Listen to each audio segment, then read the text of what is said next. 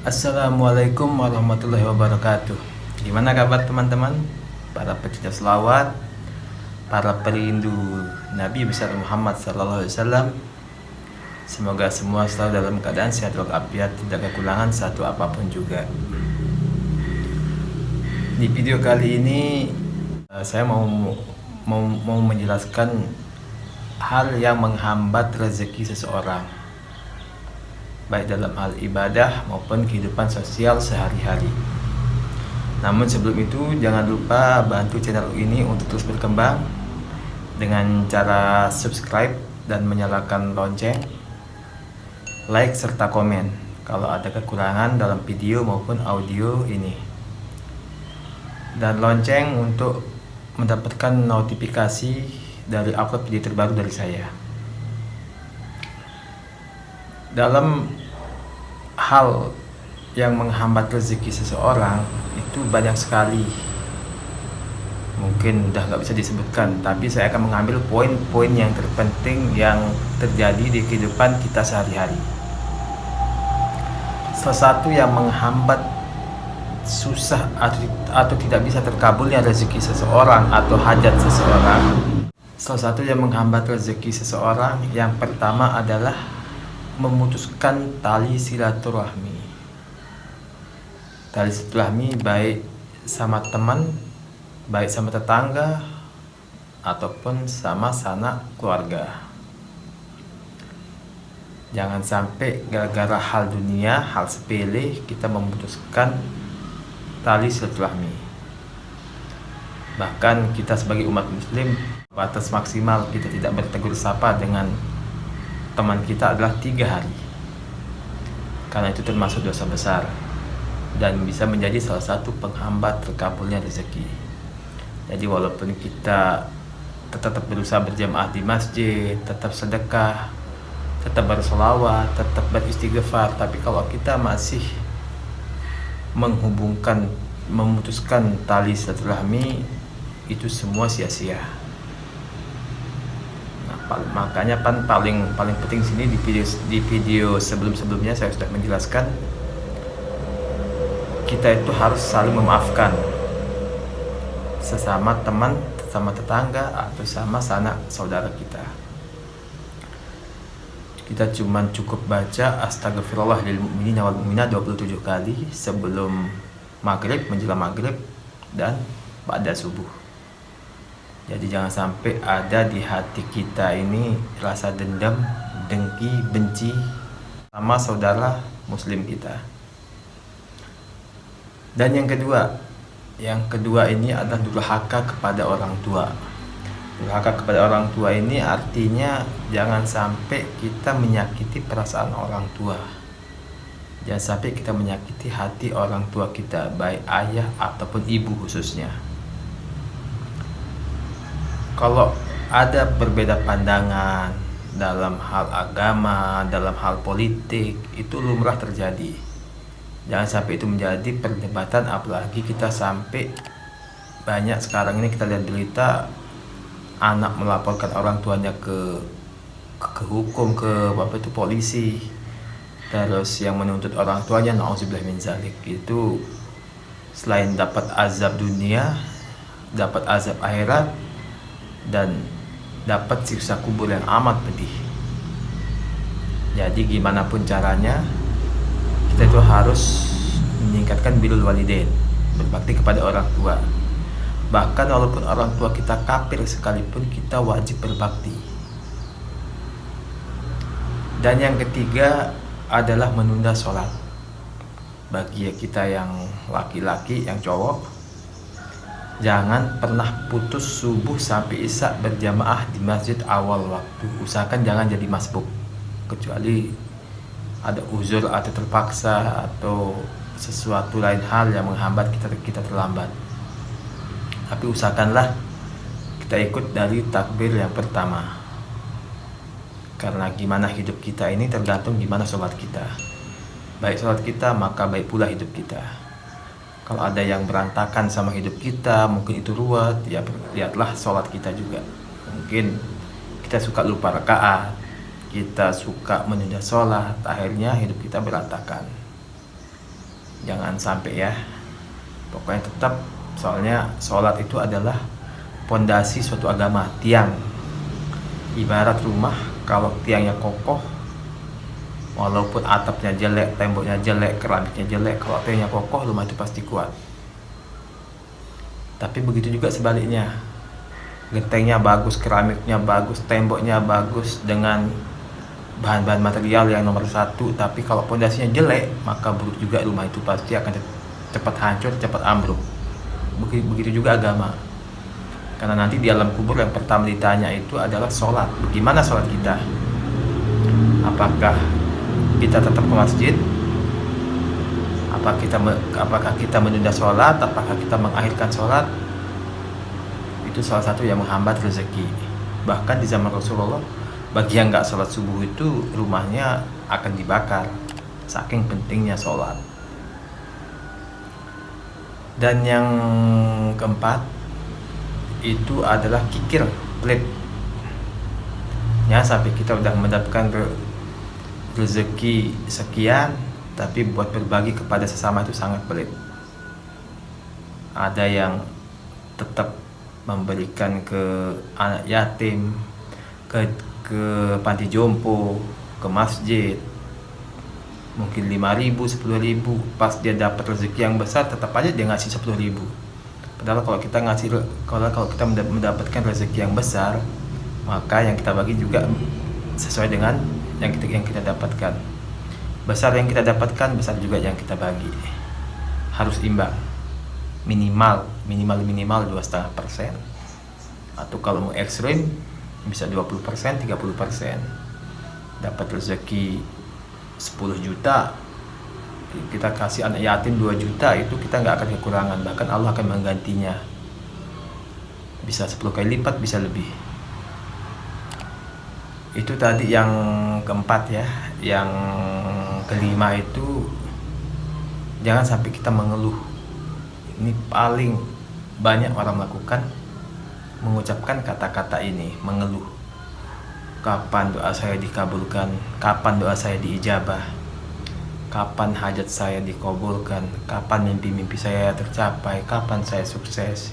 Jangan sampai ada itu, soalnya Allah lebih mengetahui apa yang tidak kita ketahui. Dan Allah akan memberikan sesuatu yang kita butuhkan daripada sesuatu yang kita inginkan. Walaupun sesuatu itu buruk bagi kita, tapi menurut Allah pasti itu baik. Karena Allah adalah Maha mengetahui apa yang akan terjadi. Yang keenam, kurangnya rasa bersyukur. Bahkan di surah Ar-Rahman sampai diulang 31 kali. Fabi ayyi ala'i rabbikuma tukadziban. Nikmat mana lagi yang kamu dustakan? Itu dalam artian sampai Allah mengulang sampai segitu banyaknya 31 kali. Jangan sampai kita ini kufur nikmat. Sekarang saya mau tanya teman-teman, berapa kali kita bangun subuh dan bersyukur kita masih bisa melihat matahari terbit? Berapa kali kita bersyukur kita minum kopi atau teh pagi, kita masih merasakan manis dan pahitnya kopi? Berapa kali kita bersyukur hidung kita masih mencium aroma yang enak, aroma masakan, aroma parfum? Dan berapa kali telinga kita bagus mendengarkan kajian-kajian, entah itu pembacaan Al-Quran, entah itu pembacaan sholawat. Berapa kali kita bersyukur? Sangat banyak nikmat Allah yang bisa dibilang kita nggak pernah bilang Alhamdulillah, nggak pernah bersyukur. Bahkan kita meminta lebih, meminta ini, meminta itu, meminta ini, meminta itu, tanpa kita mensyukuri nikmat-nikmat Allah sebelumnya yang sudah dikasih ke kita ya. Padahal kalau dihitung sekarang oksigen kita itu dikasih gratis. Padahal kalau kita sakit masuk ICU dan kita beli oksigen sampai 600 sampai 700 ribu per tabung, itu kita bayar. Sedangkan dari lahir kita sampai umur sekarang ini kita dikasih gratis oksigen, gratis penglihatan, gratis lidah untuk mengecap rasa, hidung, telinga, kaki, tangan. Bahkan di suatu riwayat ada sahabat sahabat Nabi yang berkata Allah mengizinkan kalian maksiat, silahkan kalian maksiat, tapi dengan satu syarat, jangan memakai fasilitas dan nikmat dari Allah.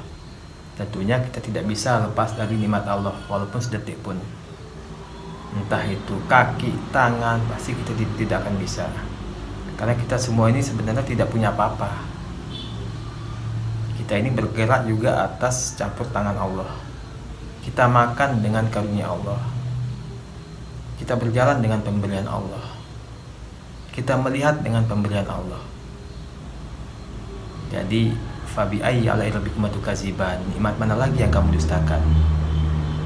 Saking banyaknya nikmat yang diberikan Allah untuk hambanya.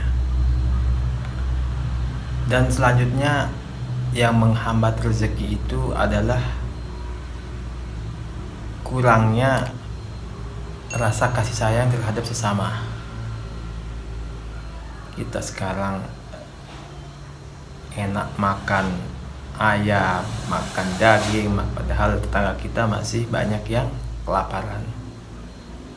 Dan seburuk-buruk musik adalah suara sendok makan yang dipakai orang kaya atau yang mempunyai nikmat berlebih, tapi kedengaran oleh saudaranya yang miskin.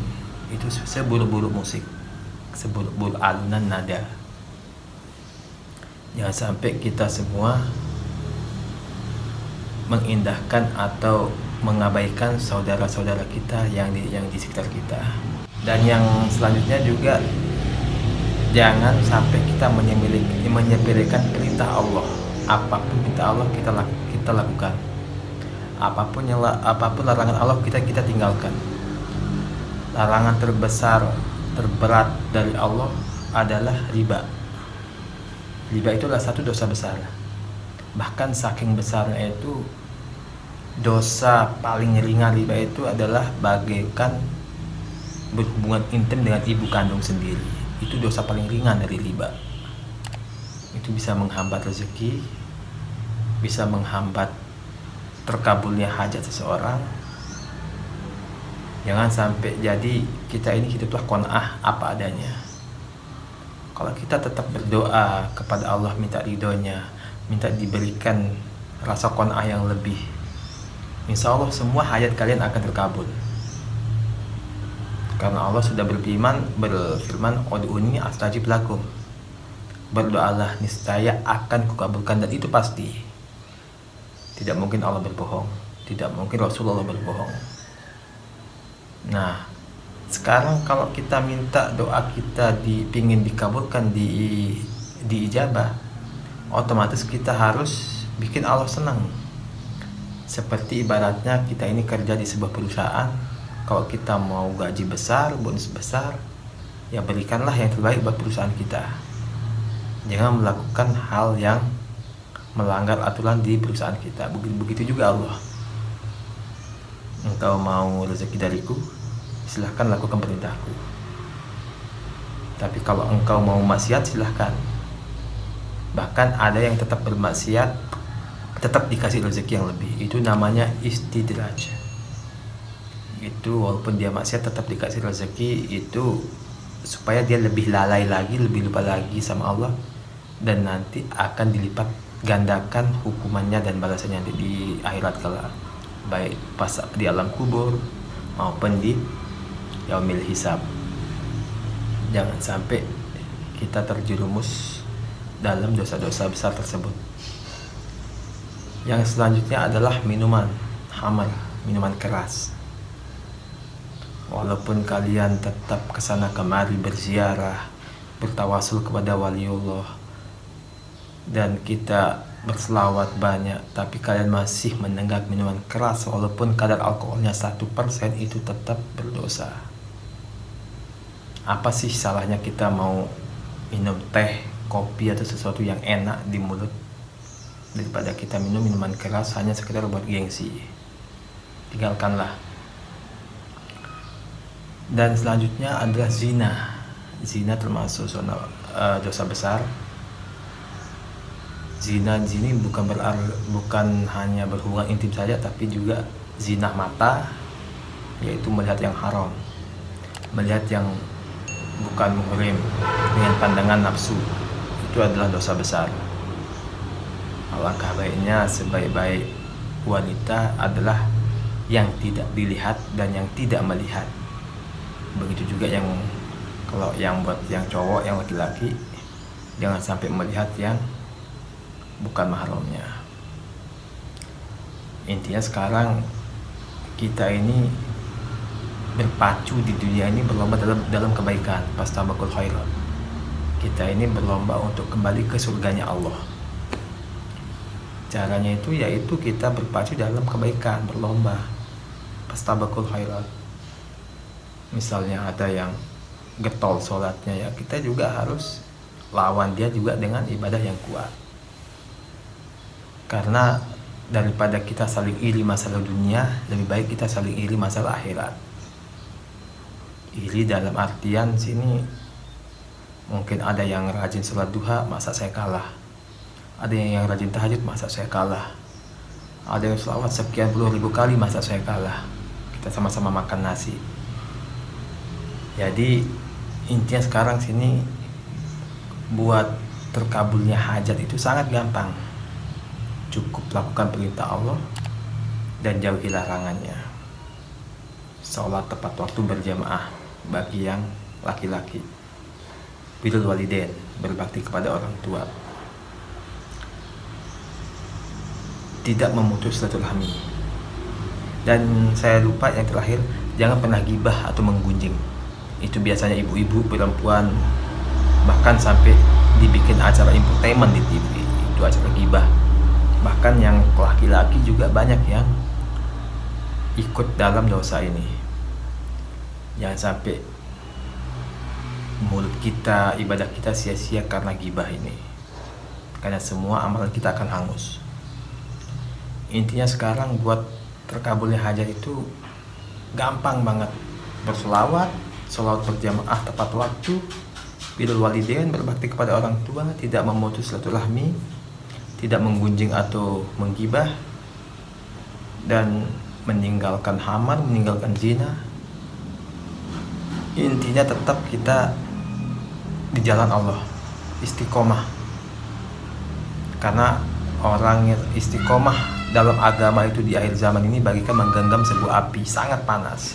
Semoga teman-teman bisa istiqomah, bisa terus di jalan Allah, dan kita sama-sama saling mendoakan. Billahi taufiq wal hidayah. Wassalamualaikum warahmatullahi wabarakatuh.